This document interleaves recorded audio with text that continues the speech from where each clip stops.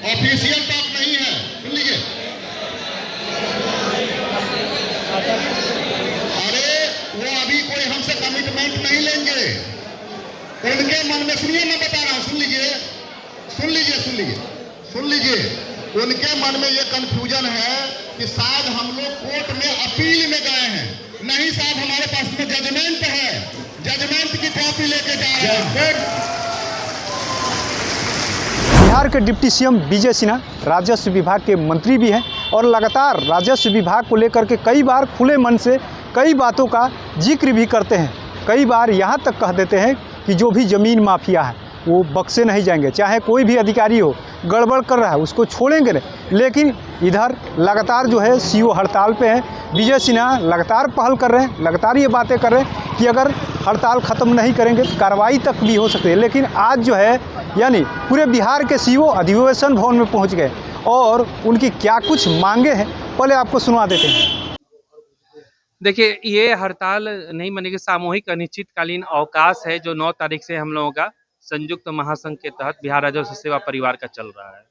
हम लोगों का सिंपल सा मांग है कि अंचल अधिकारी का जो प्रमोशन डीसीएलआर में हो चुका है उनका पदस्थापन डीसीएलआर के पद पे कर दिया जाए। और इस संबंध में माननीय उच्च न्यायालय ने आदेश जारी किया हुआ है कि आप भाई इनका पदस्थापन कर दीजिए। ये आज 8 महीना पूर्व की बात है। उसके बाद से हम लोग हाई कोर्ट में माननीय उच्च न्यायालय में अवमानना वाद भी दायर किए। फिर से वो बोला कि 2 महीना के अंदर इसको कर करके ये आप लोग रिपोर्ट दाखिल करिए सरकार, लेकिन अभी तक नहीं हो पाया। आखिर हम लोग जाएं तो जाए कहाँ? बिहार राजस्व सेवा को सशक्त पारदर्शी बनाने से जनता का हित बेहतर होगा। माननीय नीतीश कुमार जी हमारे लिए तो ये बिहार राजस्व सेवा नियमावली बनाए थे कि मैक्सिमम राजस्व प्रशासन बेहतर, पारदर्शी, मजबूत हो। अब सिंपल सा बात है कि जब पुलिस प्रशासन जितना मजबूत और पारदर्शी होगा, लॉ एंड ऑर्डर उतना ही बढ़िया होगा। उसी तरह से जितना बेहतर राजस्व प्रशासन पारदर्शी मजबूत होगा उतना ही बेहतर जो है भूमि विवाद की समस्याएं कम से कम होंगी।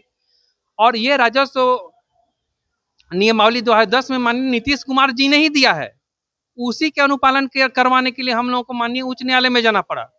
और उसी को अनुपालन के लिए माननीय उच्च न्यायालय ने आदेश भी दिया कि हाँ, इसका अनुपालन होना चाहिए। जो सीनियर पदाधिकारी हैं, जो 10-10 साल अंचल अधिकारी रह चुके हैं, वो बढ़िया से भूमि सुधार उप समर्था के रूप में कार्य कर सकते हैं और अंचल अधिकारी को बेहतर तरह से उनको मॉनिटरिंग कर सकते हैं, उनको बेहतर तरीके से गाइड कर सकते हैं।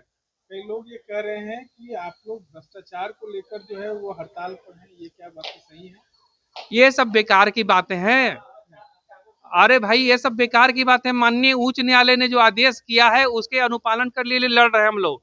आप लोग क्या चाहते हैं कि जो अंचल अधिकारी में पैदा हुआ, अंचल अधिकारी में ही मर जाए, उसका प्रमोशनल एवेन्यू समाप्त कर दिया जाए? बिहार राजस्व सेवा नियमावली 2010 में जो गठित किया गया है वो किसने गठित किया? हमारे नीतीश बाबू ने, सुशासन बाबू ने। उसका आप लोग अनुपालन, आज क्या स्थिति हो गया है कि उसको वापस किया जा रहा है? सरकार से आप लोग की वार्ता हुई है क्या इन मुद्दों को लेकर? सरकार से हम लोग लगातार चाहते हैं कि संवाद स्थापित कर करके एक न्यायपूर्ण तरीके से समाधान निकले। और न्याय हम लोग मांग रहे हैं, कोई अलग से नहीं मांग रहे हैं, कोई नई चीज नहीं मांग रहे हैं। हम लोग न्याय की मांग कर रहे हैं। जो बिहार राजस्व सेवा नियमावली के तौर पे माननीय नीतीश कुमार जी, सुशासन बाबू ने 2010 में दिया था, उसी को लागू कराने के लिए उसको नहीं 16 सालों में लागू किया गया, तो हम लोग माननीय उच्च न्यायालय में गए। उसी को लागू कराने के लिए माननीय उच्च न्यायालय ने आदेश भी दिया 59/2। आप लोगों को हम ये हाई कोर्ट माननीय उच्च न्यायालय का आदेश का प्रति हम दे रहे हैं।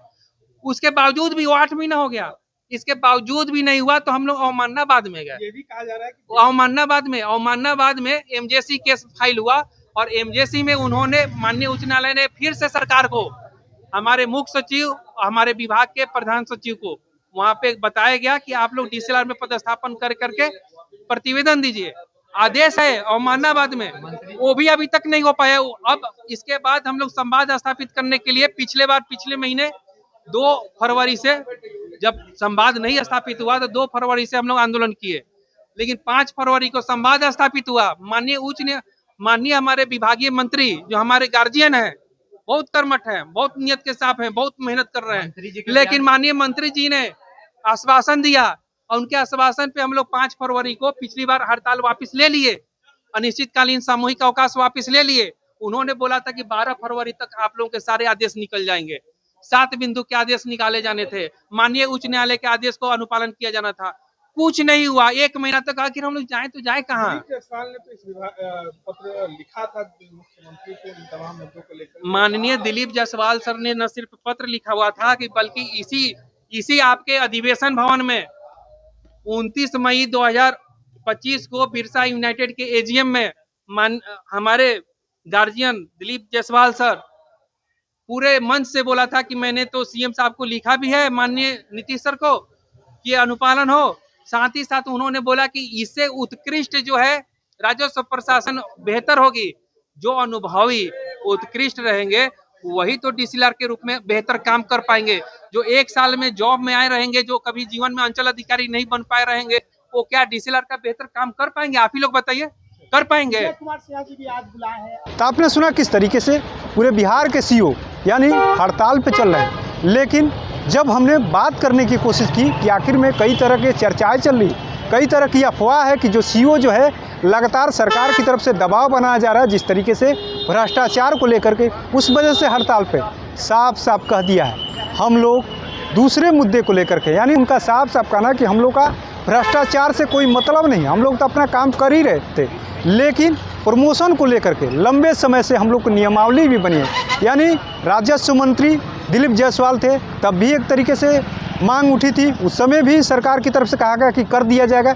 लेकिन अभी तक प्रमोशन का जो मामला है वो पूरा नहीं हुआ और प्रमोशन की वजह से ही राजस्व यानी जो सीईओ हैं वो हड़ताल पे चल रहे हैं। लेकिन सरकार की तरफ से जो बातें कही जा रही, कहीं ना कहीं अब जो है कन्फ्यूजन वाली स्थिति है। ऐसे में देखना होगा कि सरकार की तरफ से जो बातें कही जा रही है और सीईओ जो अपनी मांग कर रहे हैं प्रमोशन को लेकर के, वो सरकार कब सुनती है उनकी मांगों को। NBC 24 के लिए पटना से कृपा चंद्र।